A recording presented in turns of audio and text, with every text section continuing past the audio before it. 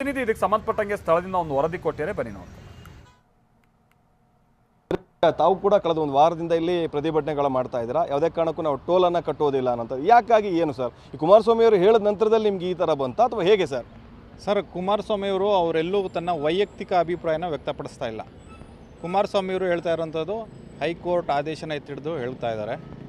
High court ಸ್ಪಷ್ಟವಾಗಿ ಹೇಳ್ತಾ ಇದೆ, ಏನು ತಮ್ಮ ಸರ್ಕಾರ ಮತ್ತು ನೈಸ್ ಸಂಸ್ಥೆ ಜೊತೆ ನಡುವೆ ಏನೋ ಒಂದು ಒಪ್ಪಂದ ಆಗಿದೆ, ಆ ಒಪ್ಪಂದದಲ್ಲಾಗಿರೋ ಎಲ್ಲ ನಿಯಮಗಳನ್ನ ಗಾಳಿಗೆ ತೋರಿ ಅಕ್ರಮವಾಗಿ ಟೋಲ್ ವಸೂಲಿ ಮಾಡ್ತಾ ಇದೆ ಅಂಥೇಳಿ ಹೈಕೋರ್ಟ್ ಸ್ಪಷ್ಟನೆ ಪಡಿಸಿರೋಂಥದ್ದು. ಹಾಗಾಗಿ ನಾವ್ಯಾವ ಅಕ್ರಮ ಮಾಡೋಕ್ಕೆ ಹೋಗೋಣ? ಇವ್ರು ಟೋಲ್ ಕಟ್ಟೋಕ್ಕೋಸ್ಕರವಾಗಿ ನೀವು ಅಕ್ರಮ ಮಾಡ್ತಾ ಇದ್ದೀರಾ ಅಂತ ಹೈಕೋರ್ಟ್ ಹೇಳಿದ್ಮೇಲೆ ನಾವ್ಯಾಕ್ರೆ ನಿಮಗೆ ಟೋಲ್ ಕಟ್ಟೋಣ? ನೈಸ್ ಸಂಸ್ಥೆಯವ್ರಿಗೆ ನೀವು ಅಕ್ರಮ ಮಾಡ್ತಾ ಇರ್ಬೋದು, ನಾವು ಯಾರು ಅಕ್ರಮ ಮಾಡ್ತಾ ಇಲ್ಲ. ಇಲ್ಲಿ ನಾವು ರೈತರು ಸ್ವಾಮಿ, ನಮ್ಮ ಒಂದು ಕೃಷಿ ಉತ್ಪನ್ನನ ಇಲ್ಲಿಂದ ನಾವು ಯಶವಂತಪುರಕ್ಕೆ ತೊಗೊಂಡು ಹೋಗ್ಬೇಕಾದ್ರೆ 200-250 ರೂಪಾಯಿ ಖರ್ಚು ಬರ್ತಾಯಿದೆ. ರೈತನಿಗೆ ಏನಾರ ರಿಯಾಯಿತಿ ಕೊಟ್ಟಿದ್ದೀರಿ ಅಶೋಕೇಣಿಯವರೇ? ರೈತನಿಗೆ ಏನಾರ ರಿಯಾಯಿತಿ ಕೊಟ್ಟಿದ್ದೀರಾ? ಎಲ್ಲರ ಹತ್ರ ಒಂದೇ ಸಮ ಟೋಲ್ ವಸೂಲಿ ಮಾಡ್ತಾ ಇದ್ದೀರಲ್ಲ, ನಿಮ್ಮ ವಾಯ್ದೆ ಮುಗ್ದಿದೆಯಲ್ಲ. ನಮಗೂ ಗೊತ್ತು ಒಂದೇ ಸಲ ಟೋಲ್ ಬಿಡೋಕ್ಕಾಗಲ್ಲ ಅಂಥೇಳಿ.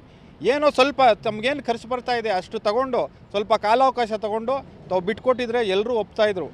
ನೀವು ಒಳ್ಳೆ ನಾಯಕ ಅಂತ ನಾವು ತಿಳ್ಕೊಂಡಿದ್ವಿ. ನೀವು ಒಳ್ಳೆ ನಾಯಕ ಆಗಿದ್ದರೆ ತಮ್ಮ ಇದು ಒಪ್ಪಂದ ತಮ್ಮ ಮತ್ತು ಸರ್ಕಾರದ ನಡುವೆ ಏನು ಒಪ್ಪಂದ ಆಗಿದೆ ಆ ಒಪ್ಪಂದದ ಮಾಹಿತಿನ ಸಂಪೂರ್ಣವಾಗಿ ಸಾರ್ವಜನಿಕರಿಗೆ ಬಹಿರಂಗ ಪಡಿಸ್ತಾ ಇದ್ರಿ. ಸರ್, ಈಗ ತಾವು ಒಂದು ಮೆನ್ಷನ್ ಮಾಡಿದ್ರಿ ಅಕ್ರಮ, ಎಲ್ಲೂ ಕೂಡ ಹೈಕೋರ್ಟು ಟೋಲನ್ನು ಕಟ್ಟಿಸ್ಕೊಳ್ಳಿ ಇಲ್ಲ ಕಟ್ಟಬಾರದು ಅನ್ನೋಂಥದ್ದು ಎಲ್ಲೂ ಕೂಡ ಆರ್ಡ್ರ್ ಮಾಡಿಲ್ಲ. ಕೆಲವೊಂದಿಷ್ಟು ಇಲ್ಲ ಅಕ್ರಮಗಳಾಗಿದೆ, ಇದ್ರ ಬಗ್ಗೆ ಸರ್ಕಾರ ತನಿಖೆ ಮಾಡಿ ಅಂತ ಹೇಳಿರುವಂಥದ್ದು ಬಿಟ್ಟರೆ ಟೋಲ್ ಕಟ್ಟಬೇಕು ಅಥವಾ ಕಟ್ಟಬಾರದು ಅನ್ನೋಂಥದ್ದು ಎಲ್ಲೂ ಕೂಡ ಆರ್ಡ್ರ್ ಮಾಡಿಲ್ಲ ಅನ್ನೋಂಥದ್ದು.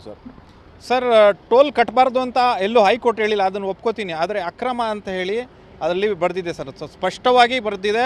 ಎಲ್ಲ ನಿಯಮಗಳನ್ನ ಗಾಳಿಗೆ ತೂರಿ ನೈಸ್ ಸಂಸ್ಥೆ ಅಕ್ರಮವಾಗಿ ಟೋಲ್ ಸಂಗ್ರಹ ಮಾಡ್ತಾ ಇದೆ ಅಂತ ಹೇಳಿ ಬರೆದಿದೆ.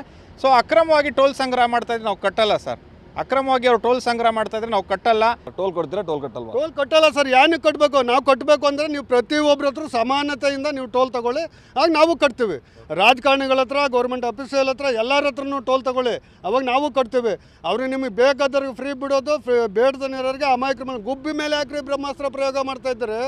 ಪ್ರತಿಯೊಬ್ಬರು ಹೊಡೆದ್ರೆ ಆನೆನೇ ಹೊಡಿಬೇಕು, ಗುಬ್ಬಿನೆಲ್ಲ ಹೊಡೆಯೋದು. ಈಗ ನಾವು ಗುಬ್ಬಿ ಮೇಲೆ ಬ್ರಹ್ಮಾಸ್ತ್ರ ಪ್ರಯೋಗ ಮಾಡ್ತಾಯಿದ್ರಿ.